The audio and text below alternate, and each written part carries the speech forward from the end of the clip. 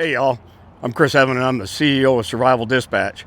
If you're familiar with our channel, and Survival Dispatch News in particular, you know the state of our southern border is a major concern of ours.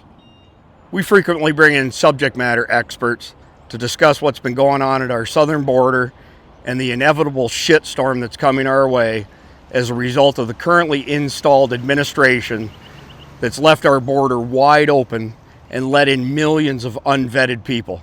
At a bare minimum, Joe Biden and his puppet master Obama have let in 10 million illegal invaders. Even if 99% of them have no ill intention towards us, that's 100,000 bad guys they've let into our country to do unspeakable things here in the homeland. My friend Kyle Reyes from LawEnforcementToday.com recently asked me if I could help his friend Tom Homan, Trump's former director of ICE, promote his Border 911 nonprofit C3/C4. Of course I said yes. Tom is a die-hard American and he's on a mission to ensure that Americans know just how dire things are at our southern border and to make sure people vote for the right man this coming November. After I mulled over the best possible way to help Tom in Border 911, I decided to enlist some help from my friend Todd Callender and my other friend Keith Graves from Christian Warrior Training. And we put together an all-star cast for the roundtable that you're fixing to watch. Todd was gracious enough to get Lieutenant Colonel Doc Pete Chambers, former Green Beret, to also join us in this conversation. Tom also brought Derek Matlz from Border 911 as well. Derek was a former head of the DEA Special Forces Unit for many years. This video is a must-watch for anybody who wants to know the truth of what's happening at our southern border and the imminent danger that we all face now as Americans. Before we get to our roundtable discussion, we've got Chris Darlington opening up with an original music piece of his. God bless America.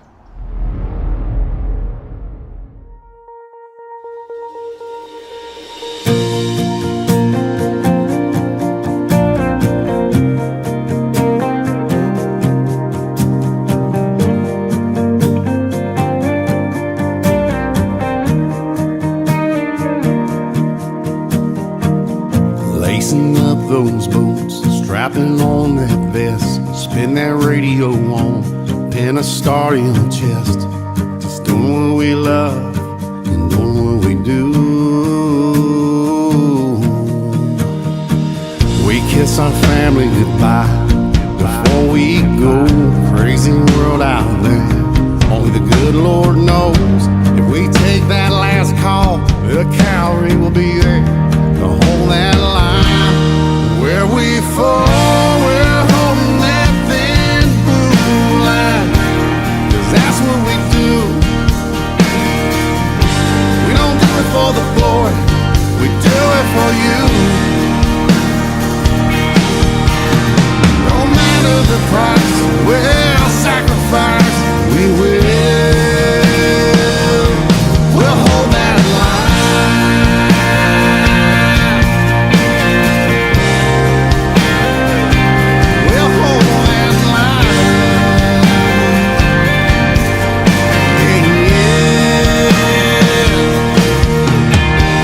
Love us or hate us, we'll always be there.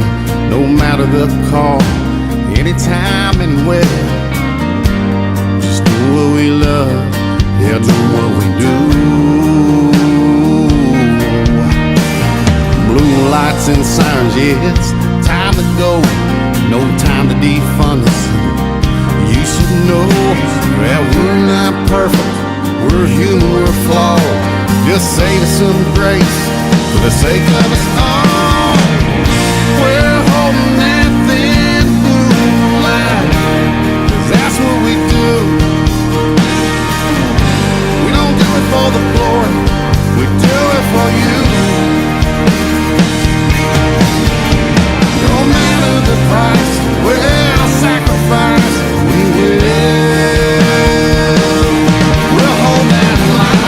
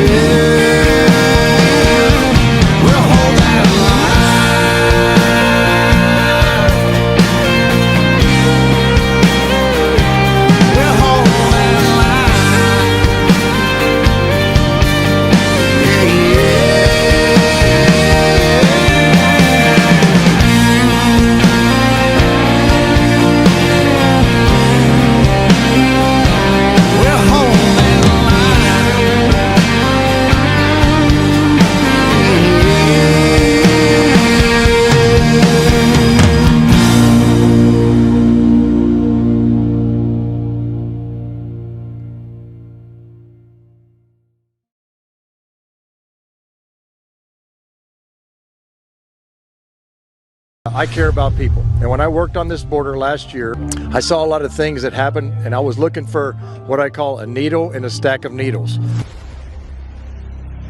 When an enemy nation assumes substantial government functions, they've won the war. But look at this. This is a 6-month-old baby that was raped.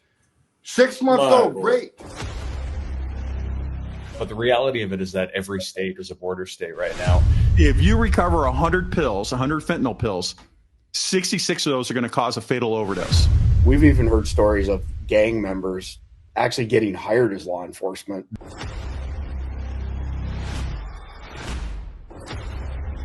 This is Truth Be Told. Truth Be Told, hosted as always by attorney Todd Callender.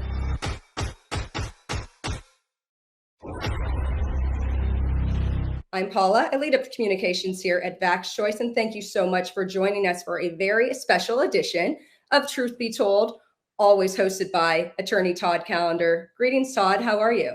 Greetings. Happy Friday as always. Talk about special. This is a really cool one, folks. Hang on. This is going to be a rodeo. Absolutely. We are so excited to get into this, and we are really grateful to all the gentlemen today who are joining us. Before we go into a short introduction, if you haven't already, visit us at vaxchoice.com. You may subscribe to our daily current events letter there, and please join our community on social channels at Vax Choice. You can watch this series every Friday, 12 p.m. Eastern Time, Truth Be Told. So thank you for joining us. Now for our roundtable today. Of course, we have attorney Todd Callender, founder of Vax Choice, CEO of Clout Hub, also disabled rights advocates firm, among others. We have Chris Heaven, CEO of Survival Dispatch, Chief Marketing Officer, Chief Revenue Officer of Vax Choice. Greetings, Chris. Thank you, Paula.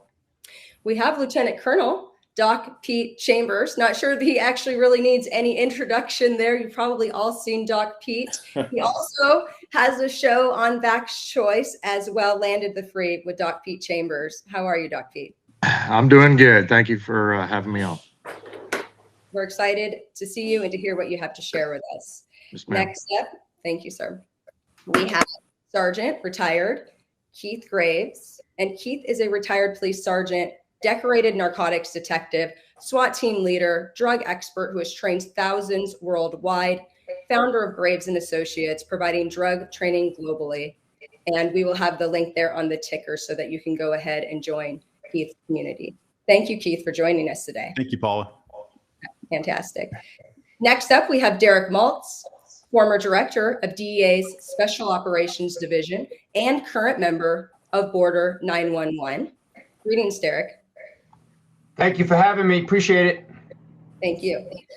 Now we have Kyle Reyes, owner, the 1776 Project, Law Enforcement Today, and Blue Lives Matter, CEO, The Silent Partner Marketing. Hi, Kyle. How are you? Hey, thanks for having me on the show.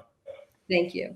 And then we have Tom Homan, former ICE director under President Trump, Border Patrol expert, and CEO of Border 911. Thank you, Tom, for joining us.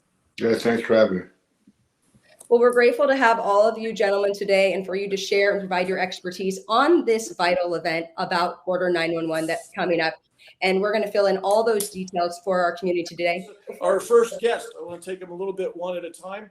We'll go through and understand who they are and what the importance is, and then why we're really here. So let's start with Tom, if you wouldn't mind, Melissa. Tom, I want you to know I dressed up today wearing this coat just really for you. I only do this for regulators, and now it's for important police kind of guys. So welcome. Thank you for making the time for us today. Really, I appreciate you having me. Thank you very much. And I'm looking at the screen here, all these folks, so I'm proud to be on the screen of patriots. You're all patriots. Yes. Back to here. So look, Border 911, just put it up on the screen. I appreciate that. People need to understand that. A couple months ago, I woke up one morning and I decided, how are we going to take this government back? How can we get the right guy in the White House that's going to secure the border? And when you secure the border, you save lives. You mentioned we can save 100,000 fentanyl overdose deaths. We can save a 600% increase in sex trafficking in women and children. We can actually save migrant lives. Since Joe Biden's been in office, got over 1,700 migrants have died in U.S. soil, illegal aliens dying either in the river or in the desert. 1,700, historic record. And 465,000 children have been put in the hands of criminal cartels resmuggling in the United States, and this administration lost track of 100,000 of them. And the terrorism aspect, look, folks, since Biden's been in office, we arrested over 300 people off the terrorist watch list on the southwest border, almost twice as many of that in northern border, but no one talks about it. And we got the most serious aspect of 1.9 million known gotaways since he's been in office. 1.9 million people across the border. We got them on video, drone traffic, central traffic. We don't know who they are or where they came from, but the Border Patrol's arrested people from 181 different countries. Some of these countries are sponsored of terror. They've arrested over 300 coming across southwest borders. My question is this: how many 1.9 million came from a country sponsoring terror? If you think it's zero, then you're an idiot. There's no damn way a terrorist hasn't crossed that border. I don't know how many, but someday we're going to find out. It's going to be a bad day for America. That's for sure. Because after 9/11, we created all these databases. We got the FBI screening database. We got the TSA no-fly list. We got the visa security program, which I used to run. We prevented thousands of people from getting a visa to come to the United States because we found information, derogatory information in their vetting. So we denied the visa. That's how the 9/11 hijacks got here, through visa, for plane tickets to get to this country. So that's been pretty good. It's worked pretty well. However, what terrorist today is going to put himself in a position to ask for an airline ticket or a visa when he knows he's going to be vetted and he may be found out, when he can simply go to Mexico, pay the cartels a little bit extra money, and be the 1.9 million gotaway? That's just scared the hell out of everybody. So one morning I woke up, how can I, rather than me working on Fox, I'm a contributor to Fox, I talk a lot on Fox. Yeah. How can I get the message out to millions of people to make them understand border security is national security? You can't have national security if you don't have strong border security. We got to know who comes in, what comes in, and where it comes in. So I said, I'm going to start this 501c3, C4. I took my own money, hired an attorney, said, set up a 501c3, C4, and call it Border 911. So I built the program, built the website, wow. and I brought the best team of border experts in the world. And why do I say that? Why do I call them experts? Because everybody on the team, except Sarah Carter, she's a 20-year investigative journalist, but the rest of the 5 guys, look, they carried the badge, they carried the gun. Derek did it with DEA. Wow. Morgan did it with FBI, and then the Border Patrol. I did it with the Border Patrol and ICE. Jason Jones did it with Texas DPS, right? So Rodney Scott spent over 3 decades with the Border Patrol. So I brought guys that, number 1, knows what it's like to secure a border. 2, actually arrested people, prosecuted cartels. They put people in prison. And most of us participated with the Trump administration on creating the most secure border of my lifetime. So I called these guys. Derek Moss is on here with me. I called every one of them. I said, look, you're not going to get paid, but you'd be willing to come to this thing because we're a 501c3 and every penny we're making right now goes to operations. I said, would you join me in spending the next 10 months going across the country, educating American people about why border security matters? So when they get to the voting booth in November, border security's top in the center on their thoughts on why I'm going to select somebody. Because the message I'm pushing is just not about illegal migration anymore. I don't care what your opinion is on illegal immigration. I know it's very controversial, very emotional. I get it. I've done it for a long time. However, when you cause a crisis this big, where Border Patrol's overwhelmed, where 70 to 90% of agents have been pulled off the line. Matter of fact, I mean, you look at the last year, there's been several times, El Paso, Eagle Pass, and Rio Grande, and Yuma, where every single uniform was pulled off the line to process the overflow, which means you're hundreds of miles of border without a single border patrol agent on patrol. You don't think the cartels had a field day with that? So what we're going to do in Border 911, we're having an event April 4th. That's our big fundraising event, and we're looking for funds to do one thing: go across the country, have huge events with thousands of attendees, and between the 6 of us, get on stage and tell them the truth about the devastation that this administration has caused and why it's vitally important. It's a national security vulnerability at the highest proportions. Biggest national security prayer I've seen since 9/11. And why it's important. You get to have voting booths and vote for border security. The other part of our task is, other than doing 12 events across the country, we've been working up on the Hill. That's why I got the C4. Been working up on the Hill. We helped build the HR2, the strongest immigration bill ever, course, the Senate's not, the House passed it, the Senate's not even talking about it. Then we were also working very hard at shutting down the Senate bill that they claimed was going to secure the border, which any expert that reads that language and understands how border security works knows it would be a massive failure. We were able to convince enough senators and senators and congressmen to say that bill's bad. Don't want to pass that bill. So we're working on both ends. So we're working hard. Yeah. Again, not one guy or lady on the team has made a dime on this. We're every penny is going to go to operations. So that's what we're doing. So I hope people go to border911.com. If you can't make the event, please look at the website. Look who we have as a team. Look at the videos and look at the data because it's going to help you understand the issue on the southern border. Beautiful. Well stated. And let me add to the calculus here. For those of you who are new to this, let me remind you that on January 10 of 2023, Mr. Biden, I don't call him President Biden, he went down to Mexico City and he met with Obrador, the president of Mexico, and Mr. Trudeau, Prime Minister of Canada, and they made the Declaration of North America. On an executive order, Mr. Biden said, there is no more borders. We are now part of the North American area. The effect of what he did was to dissolve our nation. International law requires for a sovereign to exist, it must have a defined area, a territory. How do you do that? You stick a pole in the ground, say this is ours, and we're defending it. What is the effect of welding the gates open? Go figure. They are dissolving our nation. So, ladies and gentlemen, it can't be more important, right? You've got to, if you want to have a country, we got to have borders. It's that simple, nothing more. Well, I shouldn't say nothing more. Fentanyl, and God knows we're under attack. Dr. Pete, I know you're on this already. You've raised up a citizen cavalry. If you wouldn't mind, tell us where you're at, what you're doing with this. Right. So a little background. I came in under Ronald Reagan as a grunt and in the Army, and I got out under Brandon last year. So I was a lieutenant colonel, wore a green beret at that time, but essentially still a grunt.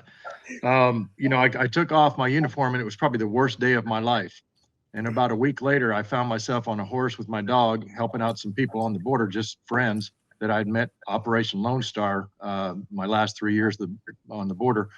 And I realized that there is a major, malfunction that's going on, and it starts at the top. Is the moral injury of this nation has trickled down now to the operators on the ground as far as their leadership goes. Now, the operators I worked with at Border Patrol, great people. They were happy when we took over Shelby Park at Eagle Pass because they got a chance not to count heads. They opened up the levees, the water rose, shut down the flow. It wasn't the triple strand concertina, but that's okay. However we can do it, that's how we do it. We still got 1,249 other miles of Texas border, and I know every seam and gap on that border. So what I did was I went to work for a think tank in Central Texas, where I'm at right now. But we are more of a do tank because think tanks write white papers, and we use white papers to start fires or other things. So we are a do tank. And what we do is we mounted back up. We put former operators that are retired because they're taking their uniforms off, secondary to the moral injury in the Department of Defense. As you see, the recruiting and retention is in the gutter right now. And we're giving them jobs on the border, doing humanitarian relief work, if you will, with ranchers on the border. Now, what does that do? That puts the runway. Should we have to take off the plane that's going to counter these cells that are throughout this country? We need areas of responsibility that are covered by former operators who are looking for work. That's our motto, LFW, look for work. So you take somebody, give them a purpose, and their worst day of their life, taking the uniform off, gets changed, and they feel like they are conducting again, domestic internal defense in this case, not foreign internal defense. So we formed up on the 24th of February, the same day that William Barrett Travis wrote the Travis letter from inside the Alamo in 1836 in the Republic of Texas, which, by the way, was illegally annexed in 1845 during a Christmas non-quorum meeting in D.C. But that's a whole nother story. So we see that that there is a flavor for this in Texas.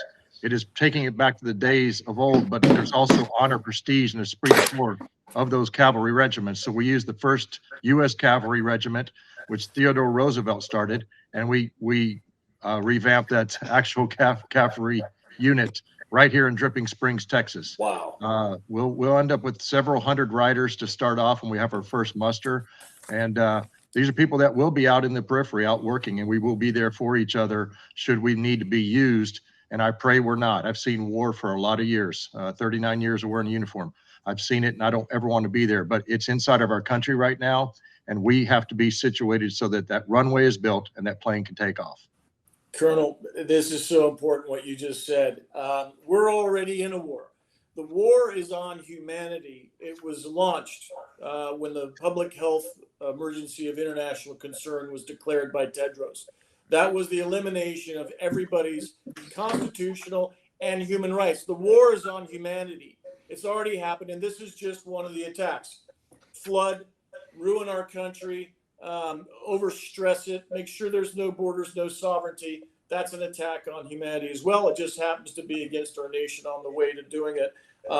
Thank you for that. And on that note, I want to talk to Kyle briefly because he's in charge of law enforcement today. All of this, ladies and gentlemen, is about the color of law. It's about operating within our rights. It's about citizen soldiers, which Pete was for a period of time when he was in National Guard. It's also about deputizing your citizens. And so I want to understand, tell us about law enforcement today, Kyle, if you wouldn't mind. Yeah, absolutely. So law enforcement today is part of the 1776 Project, which is the largest police news outlet in the world. We've got over 4.5 million followers on social media. We're doing millions of page views a month. Our board of advisors is the heads of the largest police groups in the country. And we exist, honestly, just to give a voice to the men and women who serve and protect. I just came back from a trip down to the border in Texas. We've been out to Texas several times on the border, out in Arizona, New Mexico, California. But the reality of it is that every state is a border state right now. And that's why we got on board with Border 911, because you've got Tom and this incredible team of leaders who are standing up saying enough is enough. I mean, we have a situation where we are facing an existential threat to America.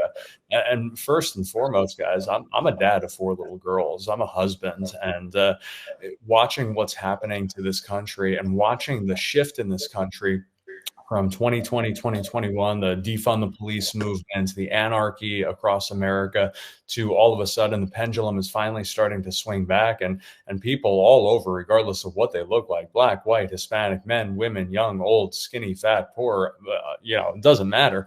People are waking up going, what is going on? We've got crime is skyrocketing. We've got this fentanyl crisis, which is out of control. We've got, the fact that I basically get strip searched when I go to an airport right now and have to present my ID, but other people can just hold up a little packet and get onto an airplane with no vetting behind them. We are at a point where it's almost like that scene in Batman where the criminals are running Gotham City and people are finally starting to wake up. And so we are on board to bridge that gap between civilian and civil servants and to show the men and women in uniform that the overwhelming majority of Americans not just are grateful to them, but stand behind them firmly and need and love them and want them to help secure this border. So important. I don't know if they clued me back in. You said it's almost like the criminals are running the city. It's not almost like that. You're exactly correct. What I'd said to you earlier about not one member of the cabinet has a valid oath of office, that's a fact. And when we served that writ quo warranto on the U.S. attorney, they ignored us. The point is that you've got everybody in those positions impersonating a federal official.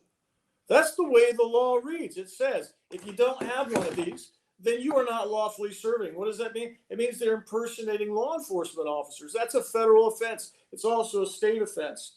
So I want to see the day when law enforcement come to the understanding and realization that I'm not just saying that for hyperbole. It's a fact. They are impersonating government officials in furtherance of the destruction of our nation. Why? Because guess what? If they don't have a written sworn oath, you can't meet all the elements of the crime in the jury instructions. So they might have saved themselves the trouble of not being hung for treason or sedition, but they're very clearly availed to the laws. You can't just impersonate federal officials. And so we have the laws. They are at our fingertips, and we can do something about it. It takes the courage to do that. Let's go with Derek. Derek, show us what behind you is a collage. And I think that's one of many collages. Would you mind explaining what that's about? So thank you for having me. I really appreciate being on this call with all the Patriots, and special thanks to Tom for starting up Border 911. But yeah, those are victims of fentanyl poisonings all over the country. And it's because of the current administration's reckless policies that he has in action right now that is causing the worst crisis in the history of this country.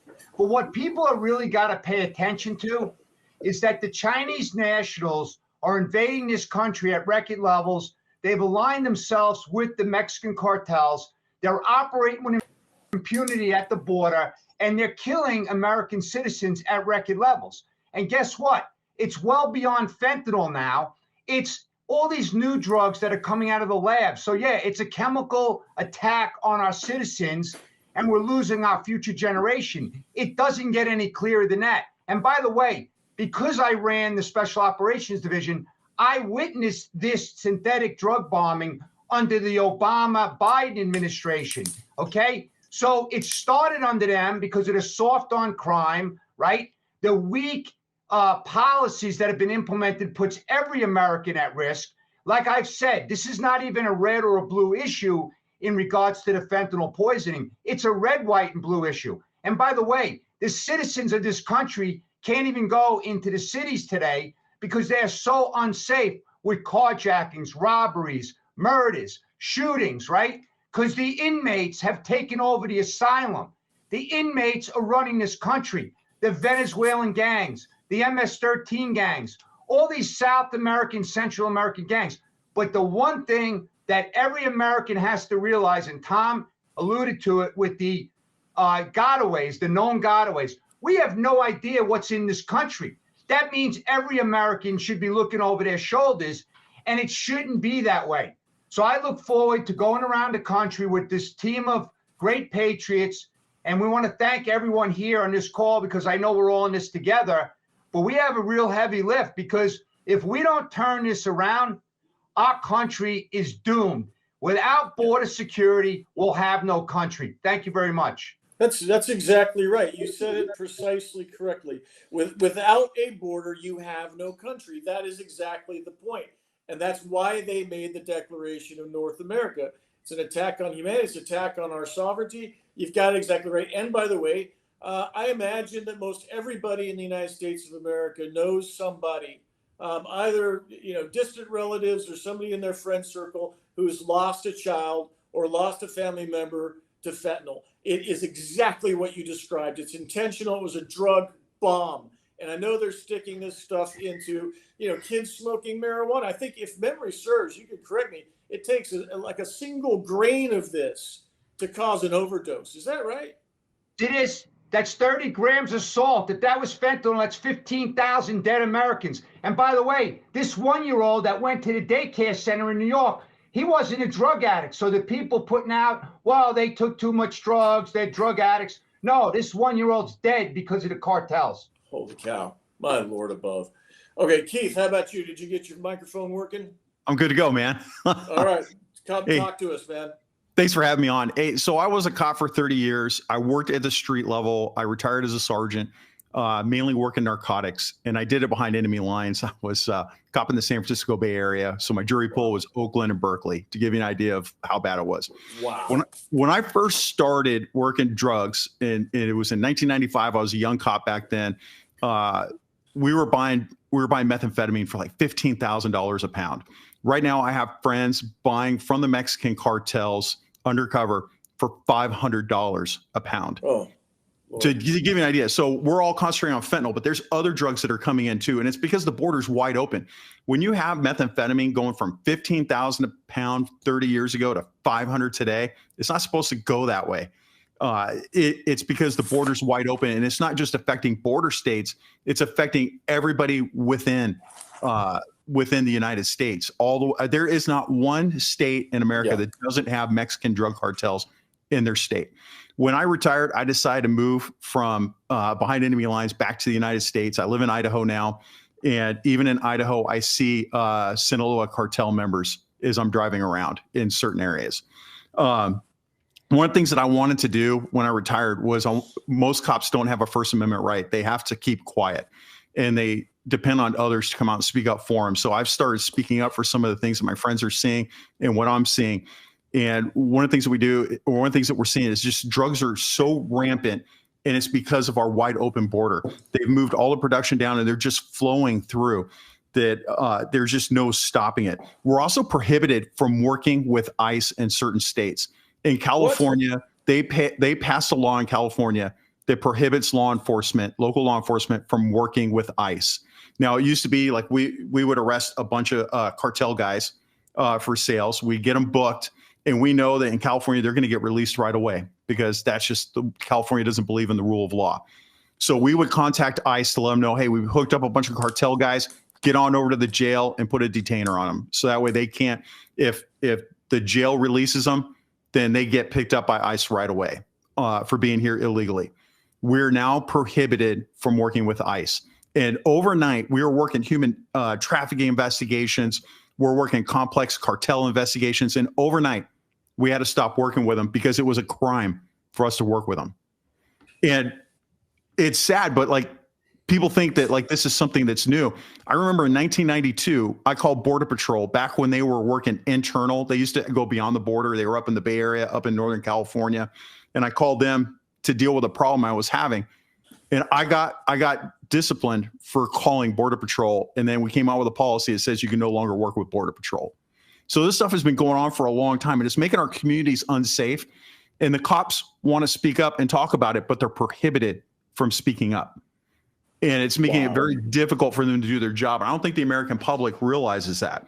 Right now, fentanyl, DEA came out with a report that 66% of the pills that are recovered by cops on the street like me, that 66% of those pills are a fatal dose.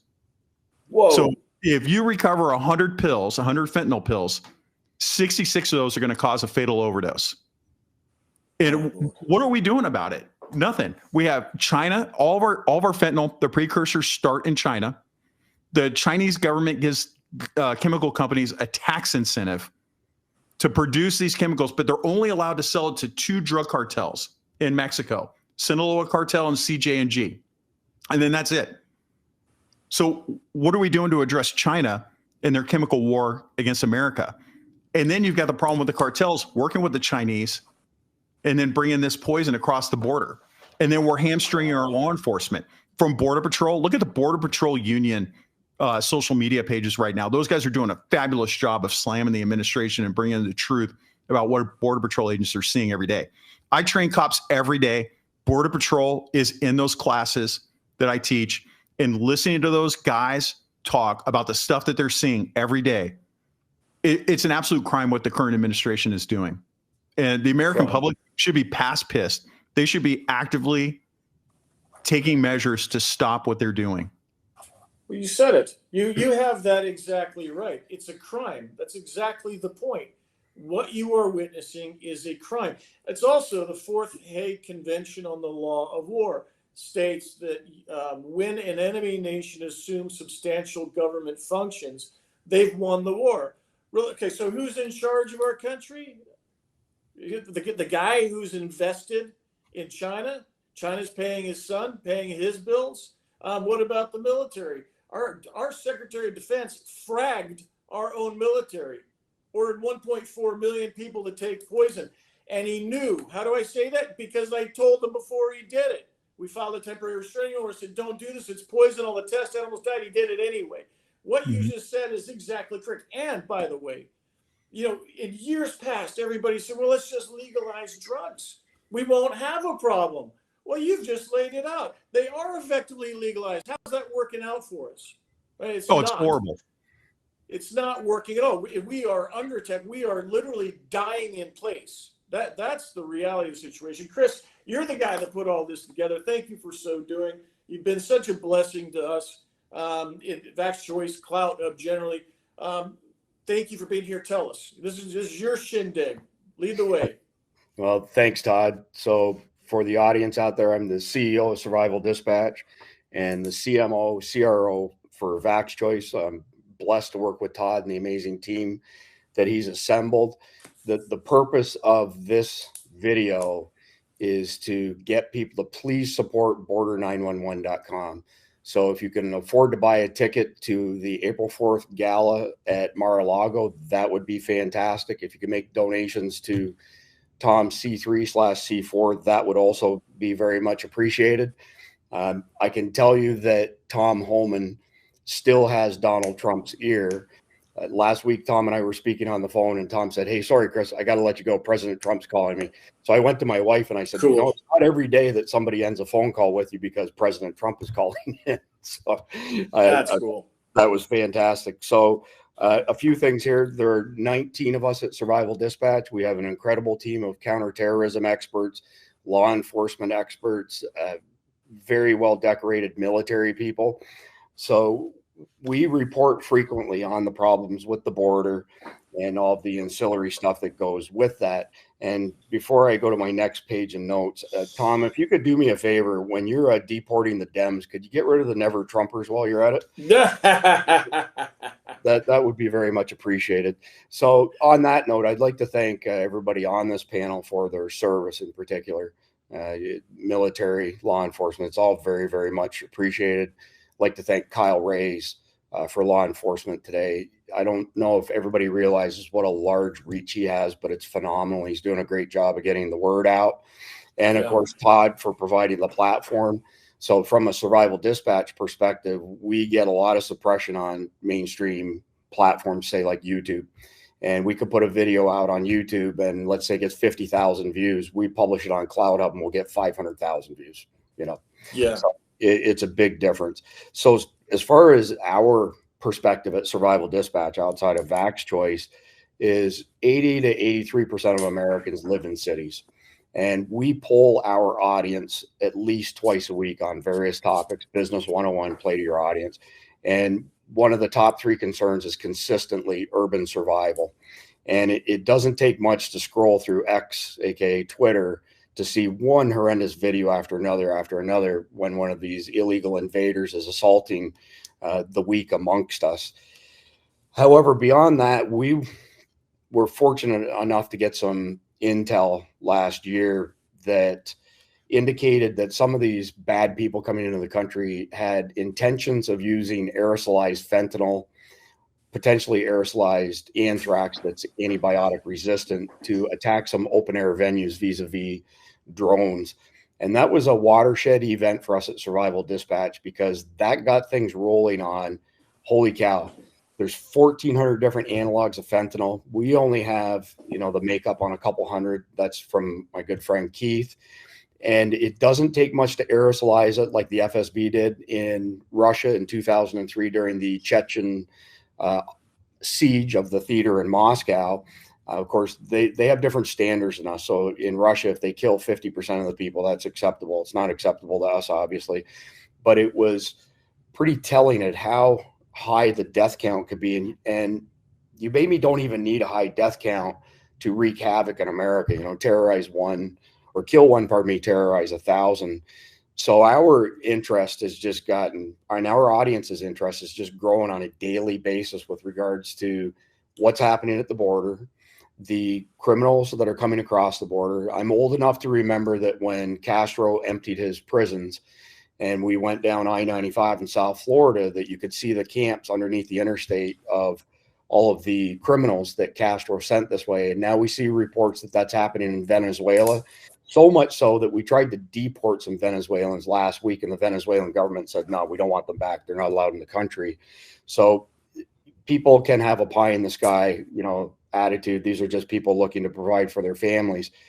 If it's 10 million invaders that have come in since this illegitimate administration was installed, and you take 1% of that, that's 100,000 terrorists. The prospect of defending against that is just mind-boggling.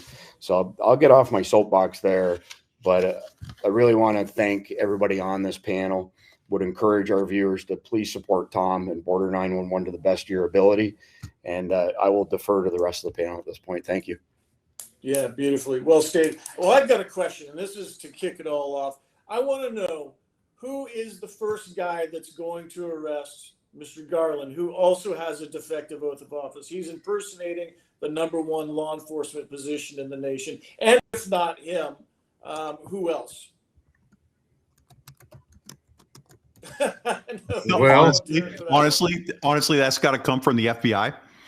But we've seen how the FBI has been acting lately, and yes. I don't hold hope that they would actually pull through and do what they're supposed to do. I honestly think on the next Trump administration, a lot of people will be held accountable for what they've done. I think what Secretary Marks has done is treasonous. I mean, he's ignored his oath of office, and because of the actions he's taken, whether it's commanded the president or not, 114,000 Americans are dead. The criminal cartels have killed more Americans than any terrorist organization, and this administration is allowing it. You said it before that where's accountability to China for the precursors? Where's accountability to Mexico? Look, under next Trump administration, if Mexico want to take the cartels on, I guarantee you Trump's going to do it. Whether special operations or whatever, we're going to go down there. We're going to take them out with or without the help of Mexico. Beautiful. Just like we took out the terrorist organization that Trump, what Trump did with the caliphate. And I know that, we got a lot of guys in this chamber who knows better than I how special ops works. But look, Mexico's not going to take the cartels on because most of that government's corrupt. Not everybody, but we know Mexican government's corrupt. We know a lot of Mexican military is corrupt. We know a lot of Mexican law enforcement corrupt. Not all of them, but many of them. They don't want to shut down the cartel because they're all on the tape. They're making too much damn money.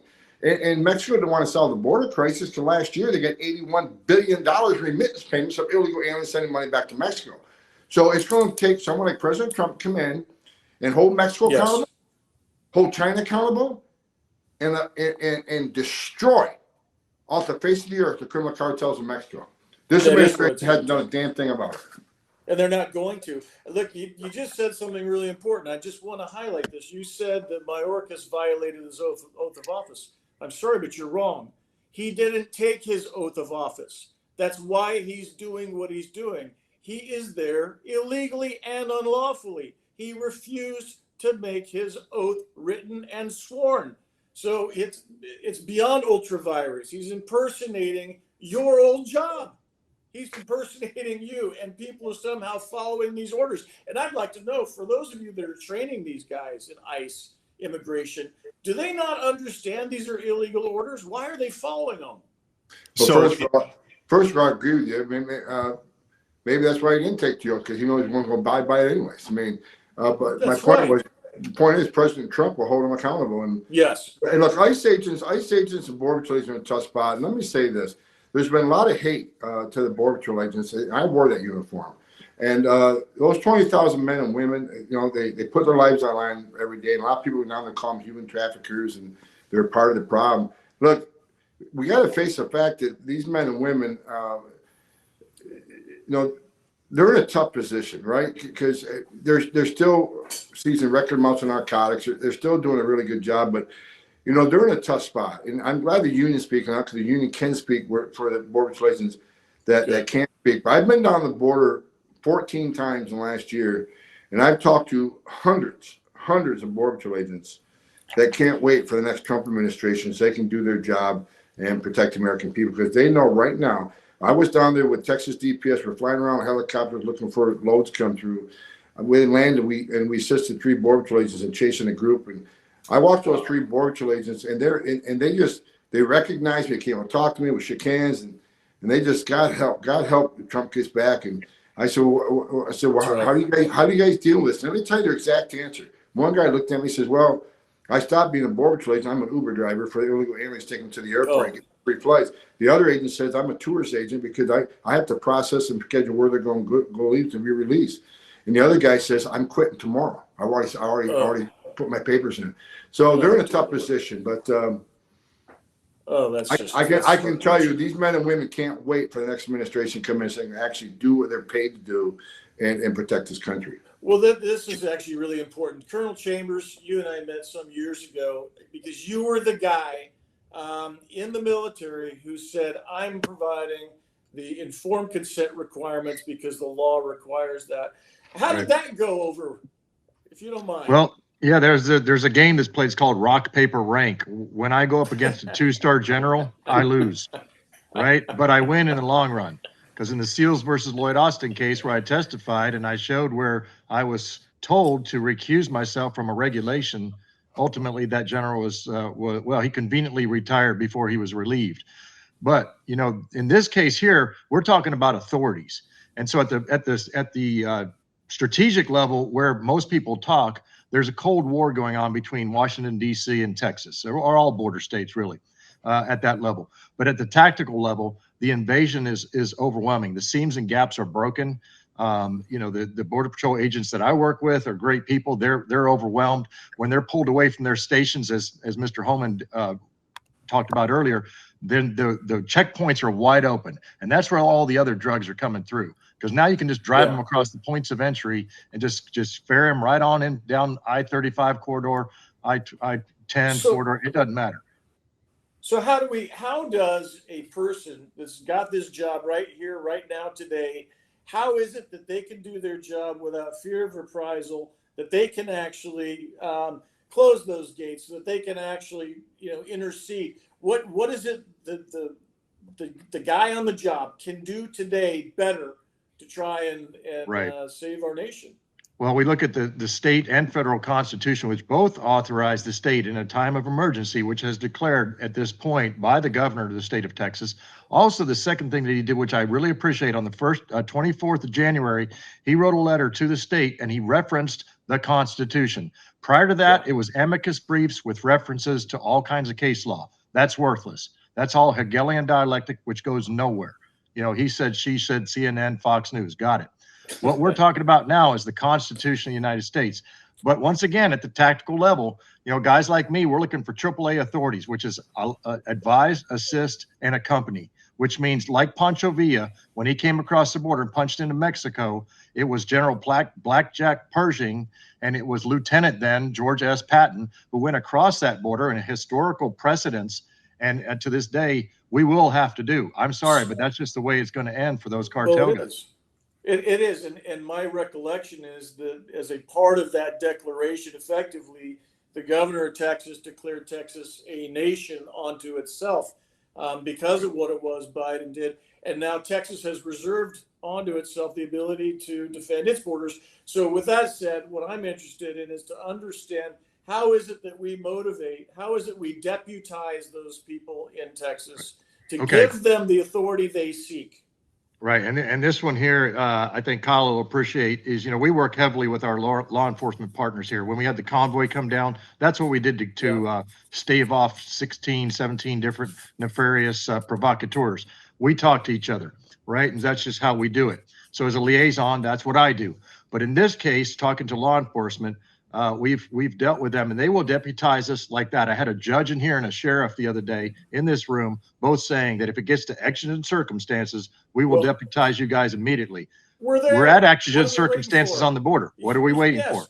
And I'll tell you what we're waiting for. I'll tell you exactly what we're waiting for. We're waiting for the leadership to stop coercing our sheriffs with Operation Lone Star money to say, if you deputize too many people, we'll pull that money from you. Now, that's just the way it is. That's a fact. And I'm not going to name names, but this is just how it's done, because that's old school politics. And we don't do politics. We do governance. That's godly. Derek, how many people have died from fentanyl? I'm sorry, would you not characterize this as a war? It's a war on our kids. It's a war on everybody. So Derek had to leave, but you're looking at, you're looking at 120,000 people killed last year. And that was up from 100,000 a year before that.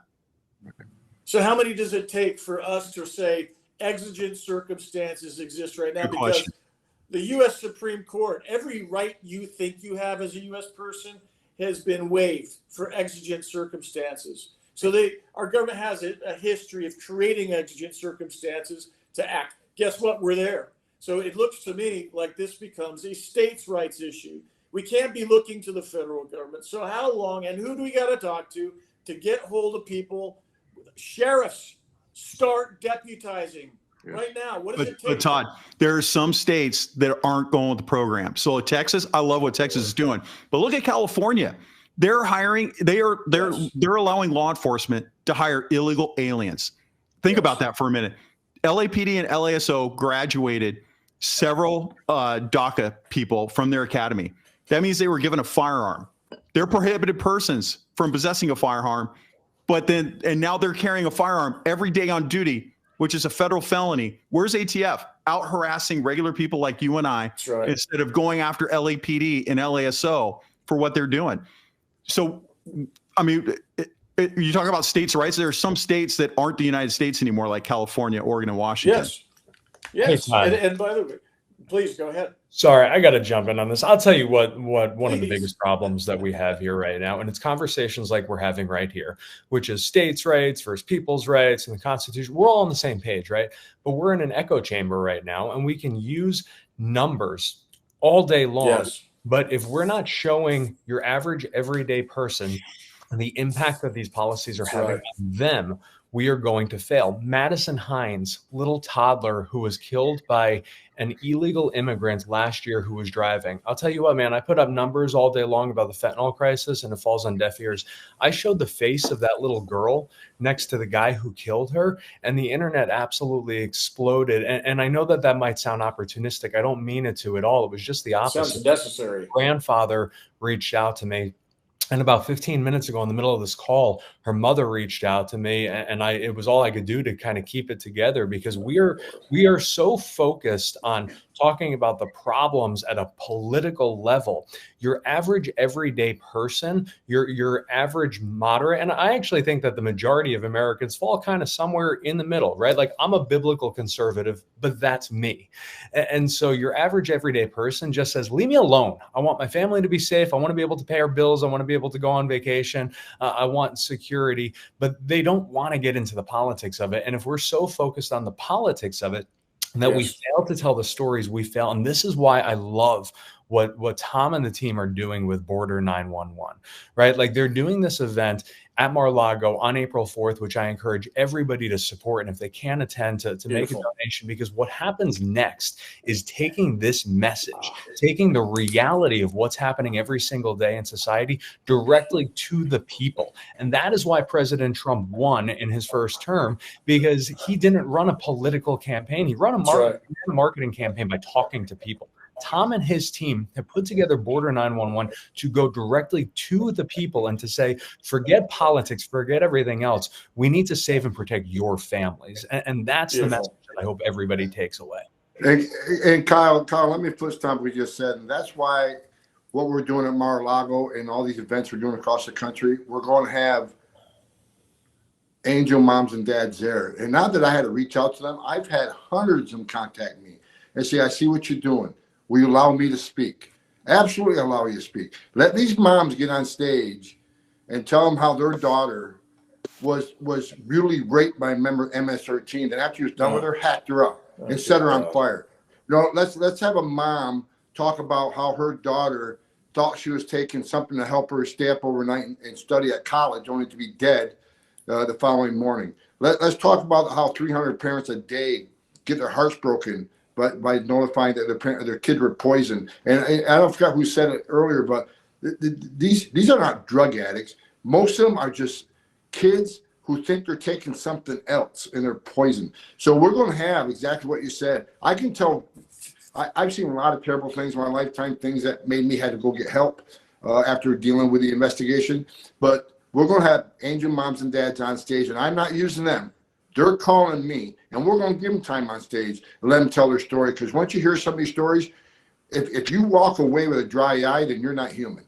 Yeah. And I think when they hear these stories, you're going to say, look, this affects real people. And Kyle, you're right. When you show the picture of the baby, I mean, last time I testified in Congress, I had a bunch of, they're talking about, family separation, Trump administration, family separation. Yeah, because their parents are prosecuted. When I started holding up postcards, well, look at this. This is a 6-month-old baby that was raped.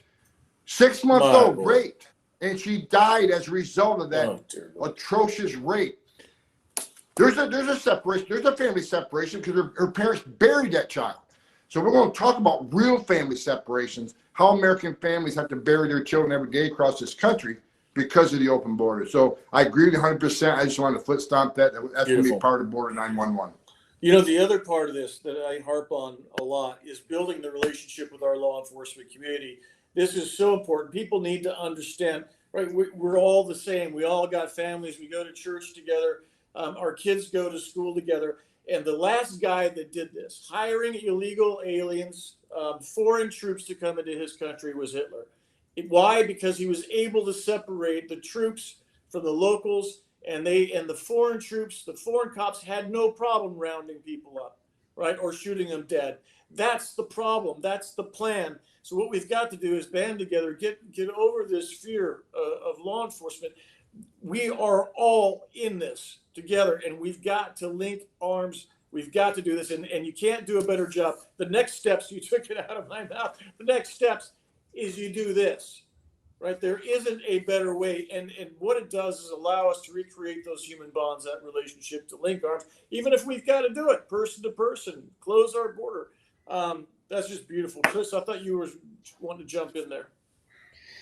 Yeah, I just wanted to maybe stitch together what Keith and Kyle were both saying as far as this affecting Americans in a personal way. And the point I'd like to make is that the vast majority of law enforcement officers who are asked to do something unconstitutional or immoral, all those good guys will either say, no, I'm not doing that, or as Keith calls it, they'll do pseudo policing.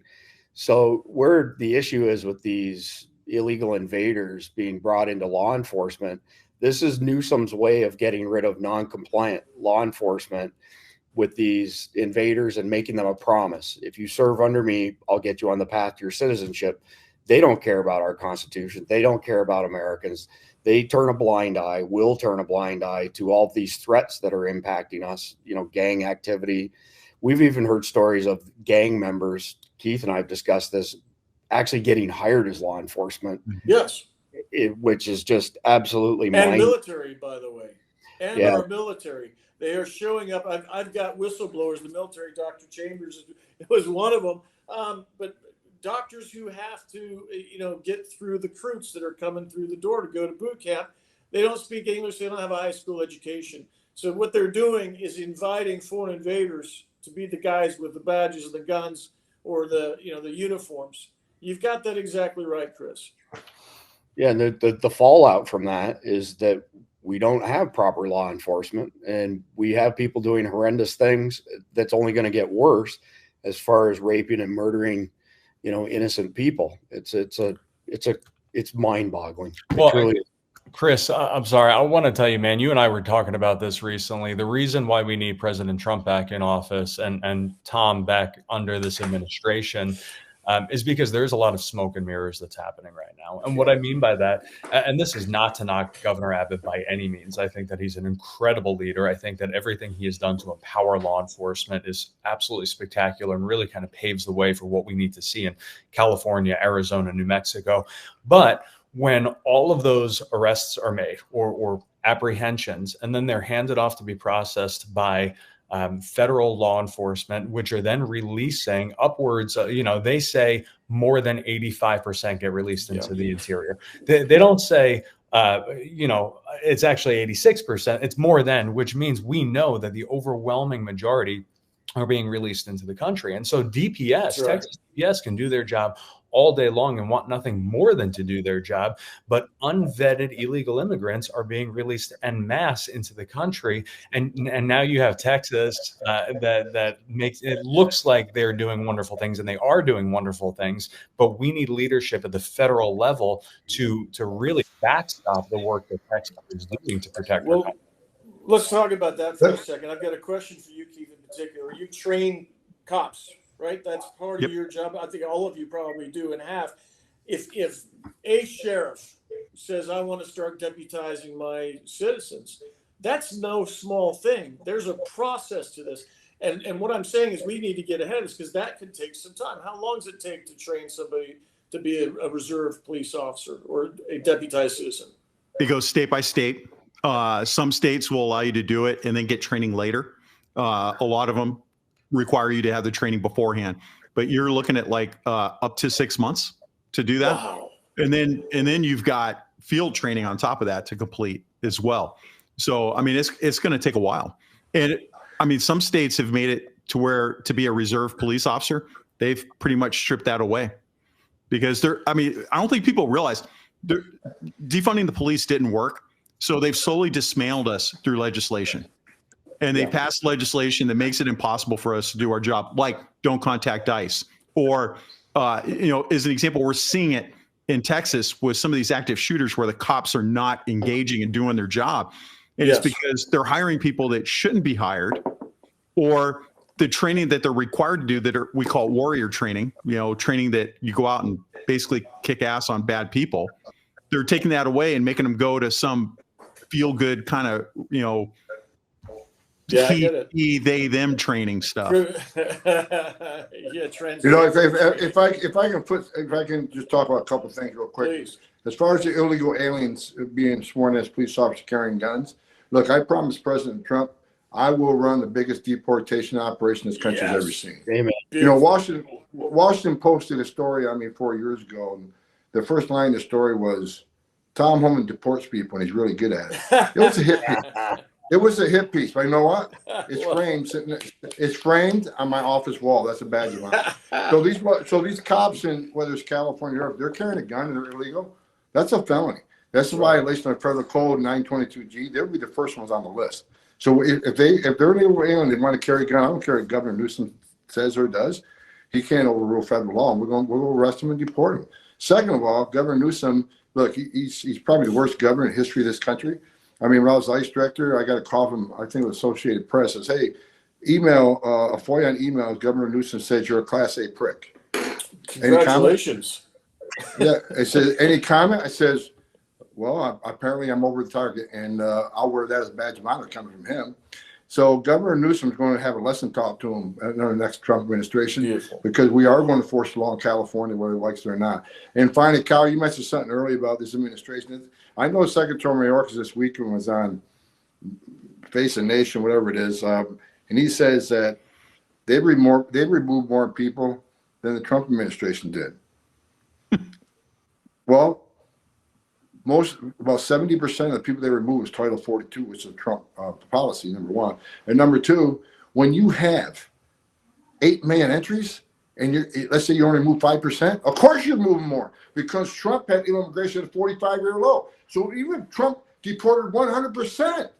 Yeah, you're going to deport more people, because when we have 600,000 in a year and you got 3 million in a year, yeah. So Mayorkas, I wish I could question him, because when he talks these half truths, he misleads American people. Their numbers suck. Their numbers are atrocious. But he gives these half-baked answers, and they take them. I mean, so now one of these days, I'm walking the White House briefing. He's sitting at the podium, and I want to ask him a few questions. Questions he can't get away from. But Kyle, great point. They can say, "Oh, we removed more than Trump." Well, of course you did. You got 10 million people crossing the border. Of course, even if you remove 5%, you're going to remove it toward Trump. The question is, how many did you release compared to President Trump? President Trump, we ended catch and release. You know, this one more thing just popped up in my head. Governor Abbott's doing a great job, and when he started moving these people to sanctuary cities, that was a game changer, and I think that was a genius move. But you know who started that? President Trump. I remember sitting in the White House office, in the first 2 years under Trump, we're getting a lot of numbers on the board, and we talked about let's take these people to sanctuary cities. You know why we didn't do it? Because by the time we got it planned and ready to go, we couldn't fill a bus because we stopped it. So that was an idea that originally came from President Trump's idea, and that was he just mentioned to me. I didn't come up with that. He did. I was sitting in the Oval Office. Why don't we just ship in sanctuary cities? So we started actually working on that, planning it and getting it funded and stuff, only to find out by the time we got it ready to go, with Title 42 and the remain in Mexico, we couldn't fill a bus up because he shut it down. So I just want to share that. I just want to share that with you. Let me add to your. Hey, Todd, I got some breaking news, Todd. I want to just tell you, this came across just now.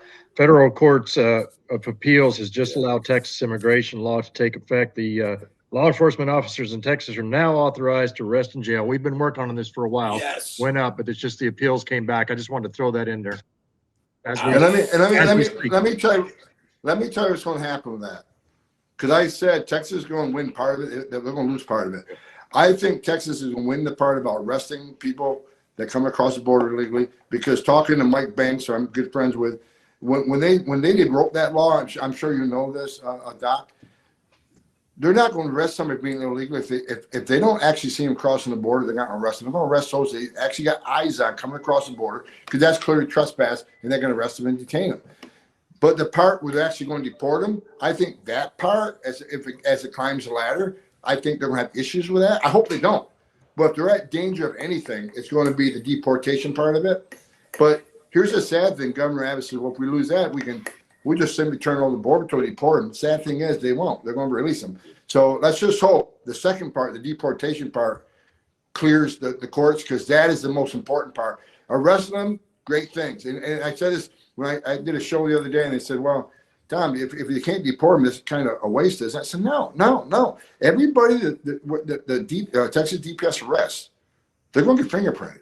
And we're going to know, right. and which vets them, right? Every pound of fentanyl they seize saves lives, right? Every person they've arrested rapists, they've arrested people convicted of murder. So DPS is actually doing a really good job, regardless if they can deport them. But it's much more meaningful if they can deport them. So let's hope that stands the court's scrutiny. Yeah, thanks, Tom. And once you're in the system, what you said is exactly right. Once you're in the system, it has to be dealt with.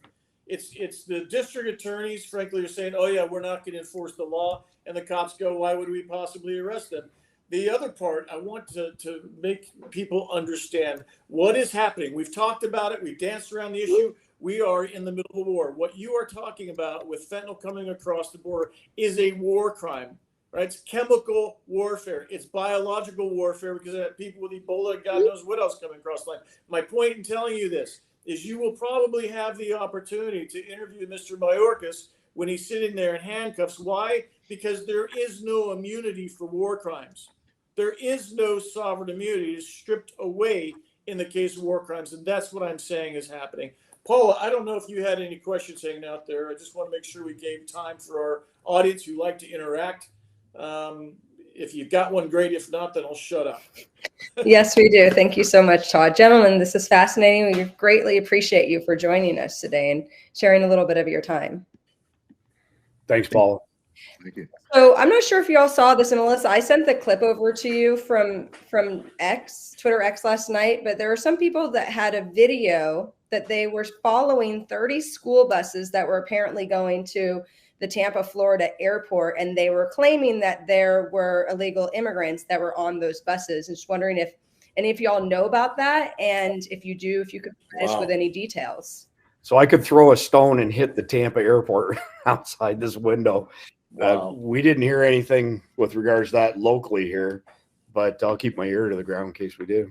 Okay. So, Paul, I know that 30. happened. I don't know specifically about this case, but this is happening every day. I talk to cops in classes that are telling me that they'll see a bus in the middle of the night arrive in the city, and they'll roll up on it and find out it's a bunch of illegals that came into their city.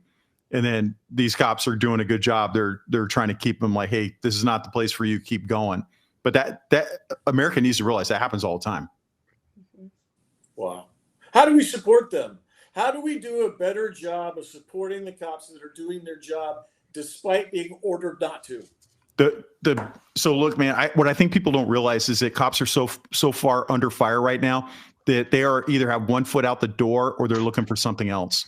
And the people that are replacing them are people that we would not have hired 10 years ago. The best thing you can do is hold law enforcement leadership. That's the problem. The problem is the leadership that we have right now. You have to hold them accountable, and you have to have them stop doing some of the silly stuff that they've been pulling.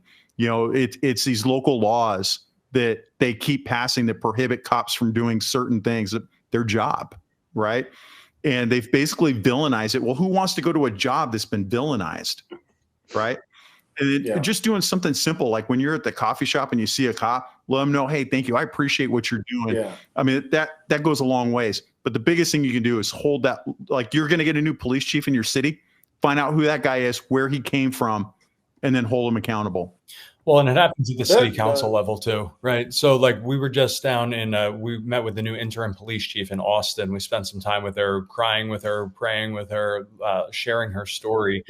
You have these incredible leaders that come into office who are wonderful police chiefs, but then you also have political hacks in uniform who are beholden to far left city councils, and they're not worried about doing the right thing or upholding the law or listening to their constituents. They're worried about, am I going to lose my job from a liberal city council? And so people need to go to their city councils and speak up, because those are the men and women who want to make sure that they're reelected so that they can continue to hold power. Yep.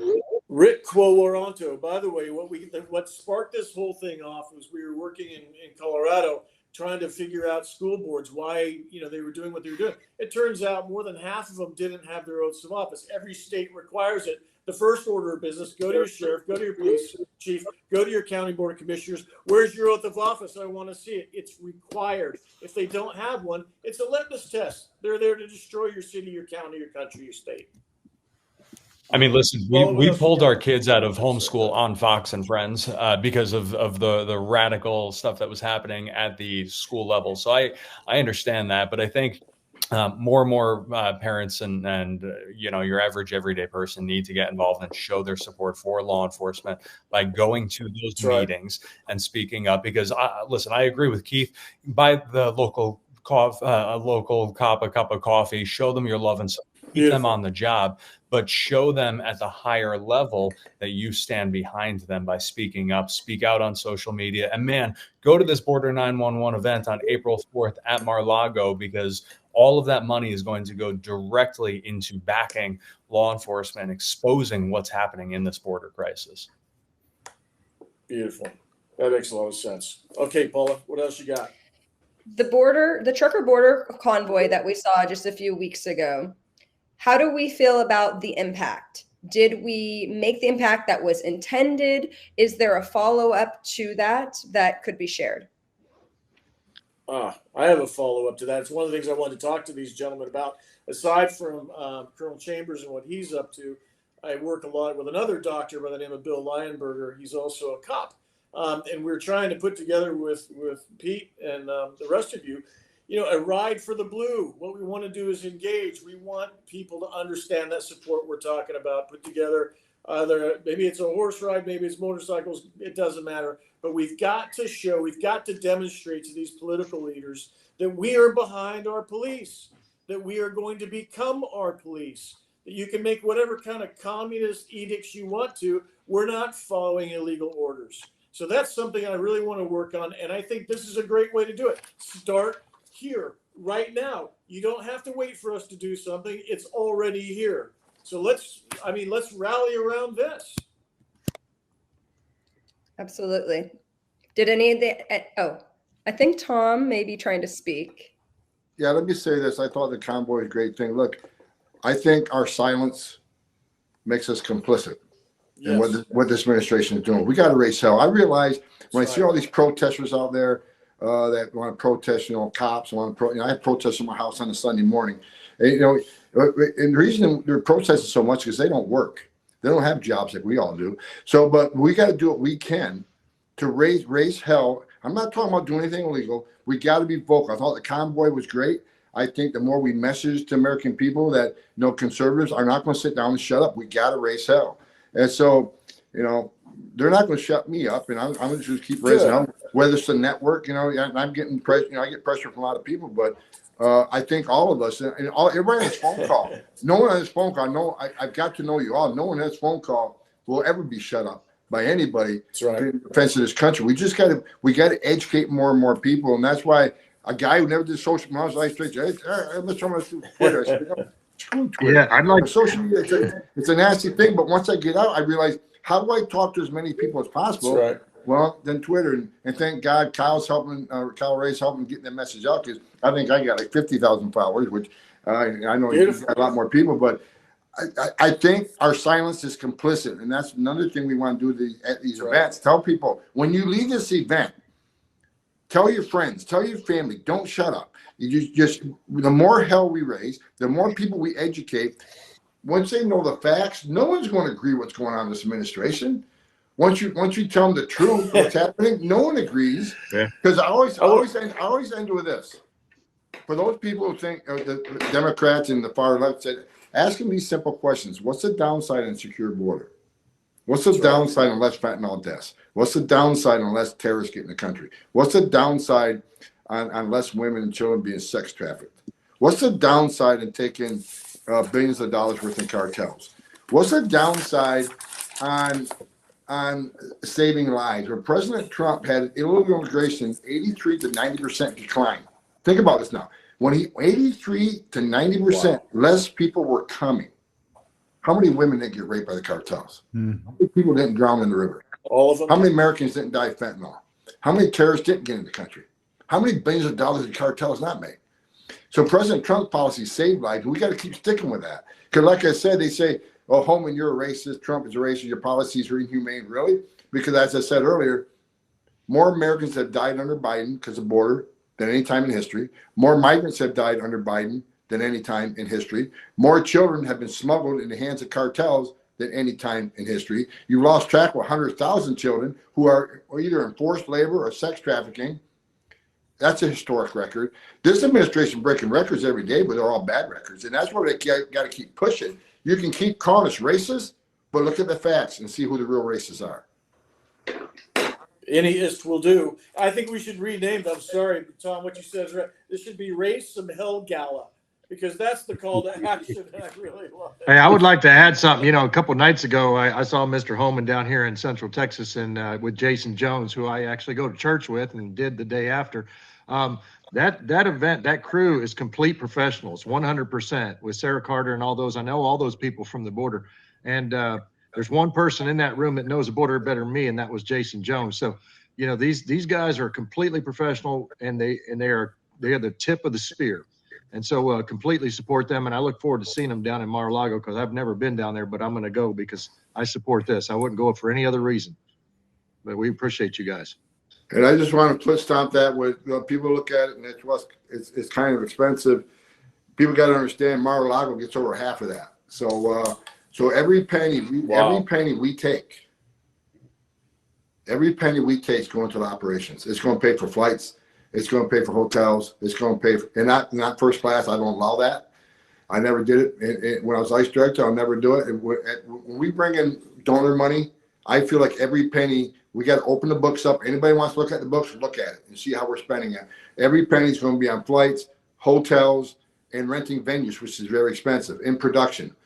You know, the production at Mar-a-Lago, it's tens of thousands of dollars when you do a production at Mar-a-Lago. But in Mar-a-Lago, a lot of people come there, and I sat down and talked to the boss. The boss said he will make it. I just wish I could advertise it because, you know, considering his court schedule, we can't. Hopefully, I'll get to go ahead this week to advertise it. But right now, we can't advertise it because you never know. You know, if they know Trump's going to be at Tom Homan's event, you don't think they're going to schedule a hearing in New York City that day? And the good thing is, I think he'll be there anyways because he's got his own plane. So look, this event's important. It's going to make or break us because we need the funding to do the big events across the country. And if we don't get, and I'm not going to these events to try to convince the Trump supporters out in these cities. Like the first stop is going to be Chicago because three different black pastors have contacted me. They'll bring tens of thousands of the black community because they're pissed off. They're sitting in the back seat where it runs everything else. We need to convince the independents, right? We need to convince some of the Democrats. And once some of the Democrats understand the truth that we'll provide them based on real data, based on videos that we'll show, we're going to win some of these people over. And that's what we need. Trump's going to win, but we got to get some independents coming to us. They got to understand. Once they understand the border issue, I don't think anybody can turn a blind eye into it. That's our whole intent. Is when they get to the border, when they get to the voting booth, vote for border security. That's number one, because I'm telling you, something's coming. There's something's coming. You can't have 1.9 million gateways. You can't have 30,000 Chinese military age males coming across the border. Not something coming. Like I said earlier, I don't know how many came. I don't know how many terrorist cells are here. But if you think it's zero, then you're simply ignoring the law of averages. How do we prepare for that? I don't think it's a function of something's coming. Something's here. It's already, in our place. It's in our sphere. What do we do better to prepare for this? Yeah, look, let me add to that. You got the FBI director who I don't like, but even his last testimony says he's seen more red flags now than he did before 9/11. Something's coming, and the problem is this administration is not being truthful to American people. Out of all the people that hit the terrorist watch list over 300 on the southern border, the secretary's last testimony couldn't tell the committee where they're at. They're not being truthful. They don't want to know. And I tell you right now, I know of at least several cases in the past month where someone on terrorist watch list was arrested, and those jurisdictions didn't honor the ICE detainer. So it's this administration. Let me add this. This administration, they're treasonous. I mean, they are. They are. It's exactly the right word, except for the fact that they don't have oaths of office. So you can't convict them of that. But what I wanted to also point out to people, and you may recall this, the people who pay attention to this program will understand it, remember it. Under Obama, NOAA, NASA, EPA all got billions of rounds of hollow point ammunition, not legal in war. You can't have, but there are billions of rounds. Where are those? Are they cached around? You know, are they waiting? That's what I'm worried about. Mm-hmm. I'm worried that my biggest worry is we're not prepared. Yes. And I think the FBI admitted that. I think with this leadership, look, when he has a cabinet meeting, it's like the island of misfit toys. I don't think there's anybody in that room that understands the national security implications that this administration has caused. I think we're in the biggest national security vulnerability I think we've ever been in. And I don't think anybody in this administration understands that. And our military, let's face it, under Trump, we had the most lethal military force in the world. And I'll go to Doc Chambers. Doc Chambers, do we still continue to have the most lethal military in the world? Negative. We cannot conduct the national security of our nation in the sense we can't fight a war on one front, much less two or multiple, like we did for the last 20 years in the global war on terrorism. So no, sir. Not How about the intelligence apparatus? Is it as good as it used to be? Das ist kaputt. My German. So look, that should scare the hell out of everybody. Look, I've done this for like 34 years. And I said the other day, I've never been more concerned about the safety and security of this country than I am right now. And again, it's not mismanagement. It's not incompetence. It's by design. And that should concern everybody. So when this kicks off, and I'm grateful to have such learned minds here, cops, when this thing kicks off, what is it people should be doing? How do they support you? How do they cooperate? How do they help? Because I think you're right. This does kick off. And if I were to guess, this kicks off with attacks on our infrastructure, whether that's electricity or water supply. I think it was Derek showed a little teeny salt shaker. He said that was enough to kill 15,000 people. What's stopping them from putting fentanyl in the water supply? What is it we do when this does kick off? Because I'm pretty sure we're all going to know. Well, look, I think when President Trump comes back in office, which will happen, the people can hate him all they want, but he's the greatest president in my lifetime. And he's going to be back in office, and he's going to secure the border, number one. We're not going to talk about AMC and that stuff, but he's going to bring a group together of real patriots. Some on this phone call. I think he's going to bring the best of the best. And I tell you, the first thing he's going to do, as far as fentanyl crisis, he's going to take out the cartel. And he don't give a squat if Mexico likes it. He don't give a squat if Mexico likes it or not, or they approve it or not. He's not going to ask for permission. Just like he did the Remain in Mexico program. When he called them, you're going to do the Remain in Mexico program, they said, no, we're not. He says, you are. I'll tariff the hell out of you in the billions of dollars. Within 48 hours, they did it. 3 Central American countries. I'm not sure. I want to tell you what type of badass president he really was. So we did an operation in New York City. We arrested almost 500 gang members, most of them being MS-13. On the way home on Air Force One, we're talking about it, and he says, well, how quick can we get them out of here? I said, well, that's a problem, because El Salvador pushes back on taking anybody back, especially criminals, because they'd rather have our problem than their problem. He goes, how long has that been a problem? I said, look, every administration had a problem, but no one's really held them accountable. He goes, how many planes could you fill up with MS-13 members? I said, we can fill 11 planes up. He goes, okay, stand by. 48 hours later, I got a phone call, fill them. He told El Salvador, you're going to take these people back, or I'm going to pull every dollar of international aid away. It's the same thing he did with the third safe country agreements, Guatemala, Honduras, and El Salvador. He said, you're going to enter this third safe country agreement. So if someone gets out of El Salvador and they get into Honduras, or if someone in Honduras gets to Mexico, you're going to agree to give them asylum there. They should be claiming asylum in the first free country they come to. Because if they're really escaping fear and persecution, they left the country, then they obviously have escaped that fear. They should claim asylum for a free country. The three Central American countries said no. So he asked me, how do we deal with this in the past? Says every administration sends millions of dollars down there to create opportunity zones so they don't have to come to the United States for a better life. Well, that turned out, I said, never works. The money never gets to where it needs to go. All these countries are corrupt. Okay. That's right. So what he did? He the next day he decided, I'm not going to give them any money. I'm going to take money away. So he called these presidents, says, you're going to enter in this agreement. I'm going to take every single penny of international aid away from you. And guess what? Wow. And they all came to the table. President Trump didn't take no.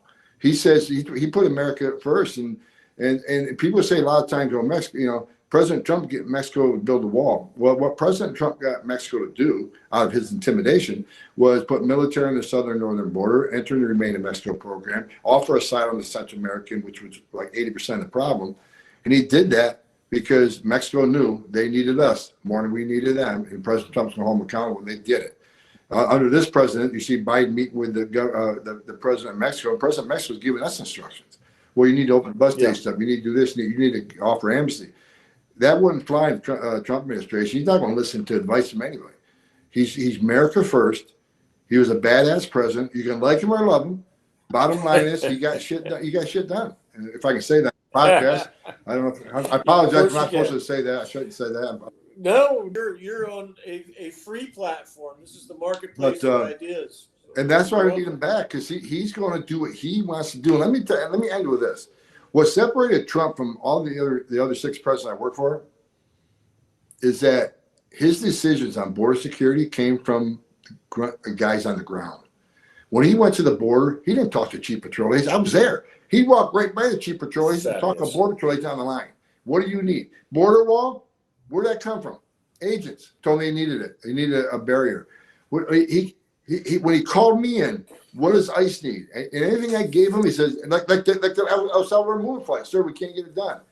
48 hours, he got it done. So he went to the experts and find out, what do you need? He didn't go to the Capitol Hill and ask advice. He didn't go to the think tanks and ask advice. He asked guys that actually did the job and been on the border and done things. He listened to the people on the ground. That one made him a great president. The only president I know that talked to the people on the ground in the fight to find out what they needed. And I expect him to do the same thing in his next term, which will be coming in January 2025. And when he walks back in the White House, I will be on his heels. I won't be too far behind him. And we're going to get this done. And we will. We will.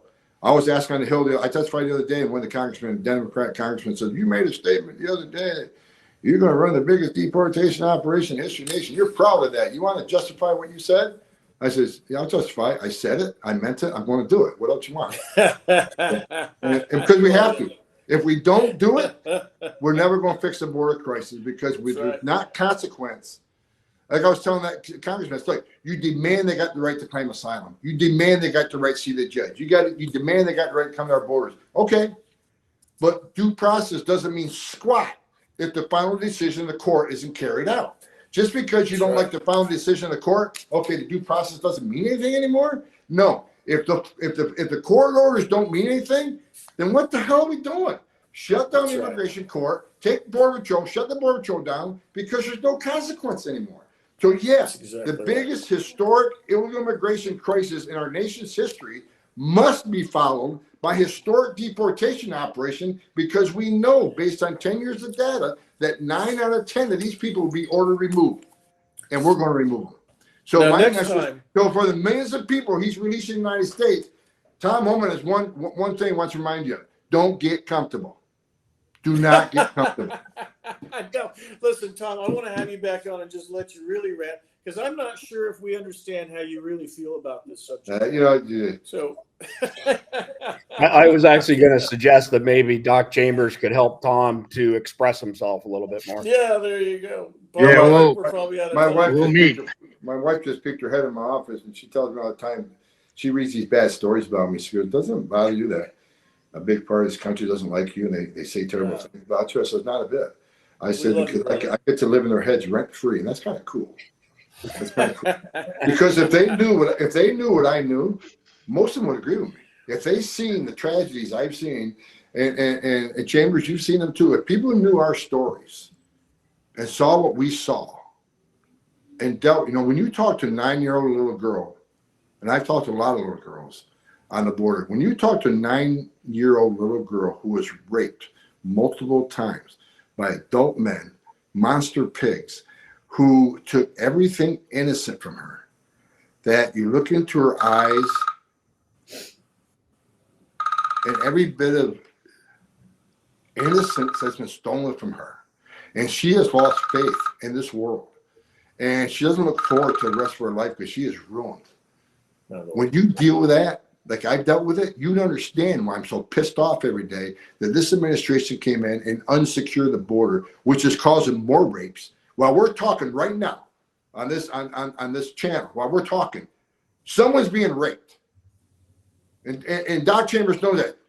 A woman's being raped, several women being raped today, and a child's going to die today.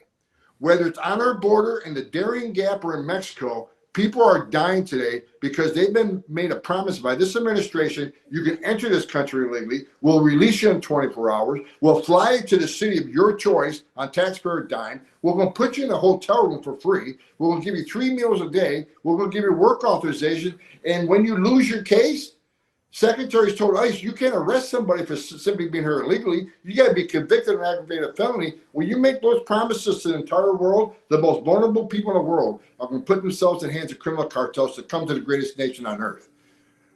Only way you save lives is secure the border. Secure borders save lives. And this administration tore it down on purpose. That's right. Suicidal. Paul, I think that's it. We're out of time, are we not? That is true. Yes, we are going to say goodbye. I just wanted to say thank you to all the fine gentlemen here. Thank you, Attorney Todd Callender, as always, for hosting. It's always my honor. Raise some hell gala. We are all going to show up for this. Thank you. Wonderful. We thank you, Doc Pete Chambers, with gratitude. Chris Heaven, thank you. Thanks, Keith Paul. Graves, thank you. All right, thanks, folks. Reyes What a and joy to Todd. have you all. Thank you all. God bless and thank you. to our community for joining us. Be sure to join us at vaxchoice.com to subscribe to our daily current events letter and to learn about all of these important events that we host here at Vax Choice, and join our communities at Vax Choice on social channels. So And with all share that, this everywhere. Put it in your social media everywhere. Right? That's the key to this thing. Exactly what these gentlemen have been talking about. God bless you all for what it is you do and for coming here today. wonderful. Thank you. Thanks, Bye. folks. Thanks, guys. Thank you. This video is sponsored by William Tell Archery Supplies, home of the Mini Striker Crossbow. Click the link in the description below to learn more.